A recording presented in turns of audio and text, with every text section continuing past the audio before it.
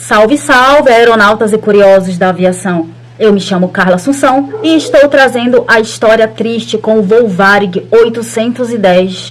E para você que ainda não é inscrito no meu canal, se inscreve, ativa o sininho, comenta e compartilha que toda semana estou trazendo um vídeo novinho para vocês sobre a história da aviação, curiosidades e fatos que nunca foram ainda solucionados. Um grande abraço e vamos pro vídeo!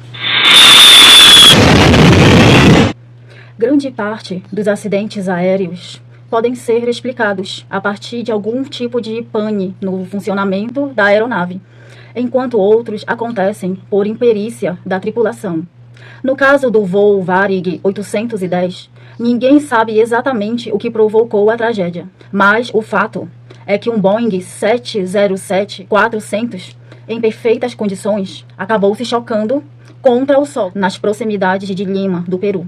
A tragédia vitimou 97 pessoas. Naquela ocasião, o Boeing 707, de prefixo Papa, Papa, Victor, Juliette, Bravo, saiu do Rio de Janeiro com destino a Los Angeles, com diversas escalas programadas. O voo passaria por Lima, no Peru, Bogotá, na Colômbia, Panamá e México.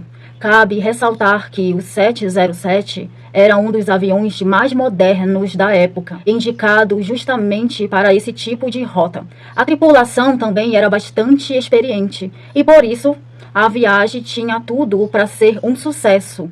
E, de fato, tudo ocorreu bem durante o primeiro trajeto entre as capitais do Rio Grande do Sul e do Rio de Janeiro.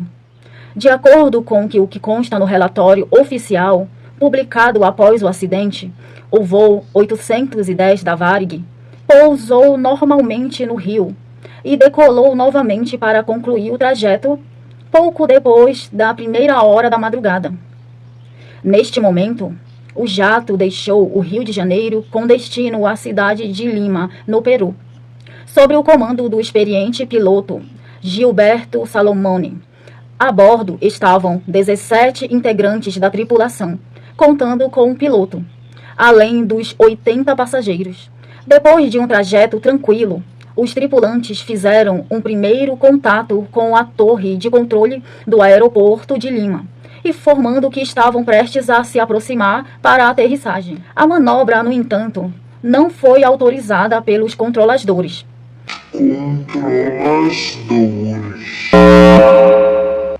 Que perceberam, por meio de radares, que havia um avião Douglas 16 voando um pouco abaixo do Boeing.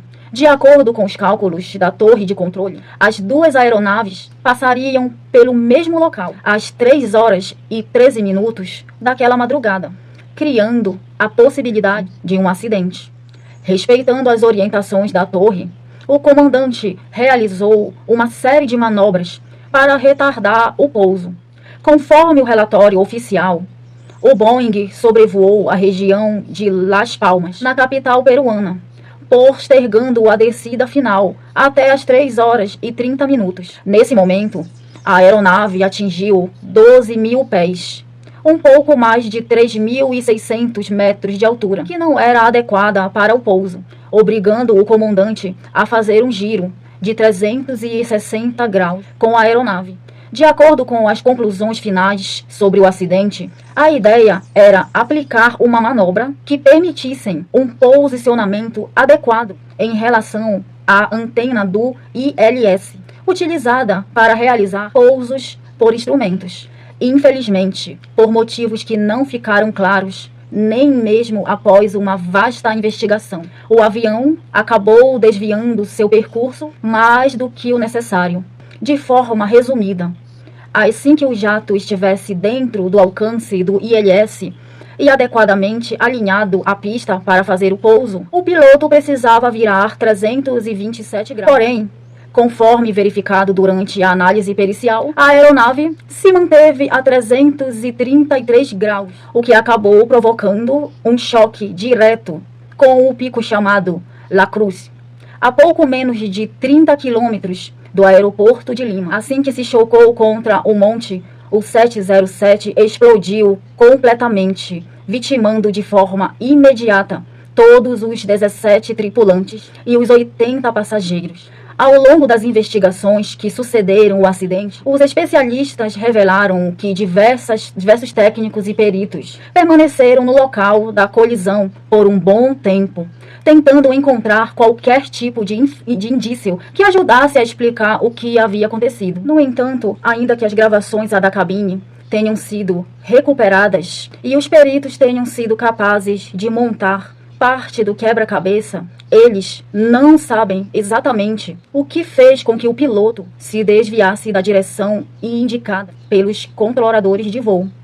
Na conclusão, o relatório oficial bate o martelo, dizendo que, por razões indeterminadas, a aeronave desviou da pista prescrita para aproximação por instrumentos. Alguns sugerem que pode ter havido algum tipo de falha de comunicação entre os tripulantes e a torre de controle, enquanto outros defendem que, de fato, o piloto se equivocou ao permanecer 6 graus afastados da direção correta. De qualquer forma, o acidente acabou marcando o seu nome na história da aviação brasileira, por conta das 97 vidas que foram perdidas naquele dia 27 de novembro de 1962. É verdade que a história do voo 810 da Varig não está entre os acidentes mais lembrados hoje em dia, mas, na época, ele chamou bastante a atenção e muitos especialistas no assunto se debruçaram sobre o que havia acontecido naquele fatídico 27 de novembro. Afinal de contas, todos queriam saber o que aconteceu para evitar que acidentes parecidos vitimassem outras pessoas no futuro. Um fato realmente curioso e que, de acordo com alguns historiadores, foram encontrados documentos de um suposto plano comunista em meio aos destroços do Boeing 707. Essa descoberta causou um certo alvoroço na imprensa brasileira na época, já que muita gente suspeitava que o governo Von Goulart poderia, de alguma forma, ser atingido pelo que chamavam de ameaça comunista. O documento supostamente pertencia ao Comitê Cubano escalado para uma conferência das Nações Unidas, em Lima. 6 anos depois, outro Boeing 707 da Varig acabou caindo, vitimando 123 pessoas.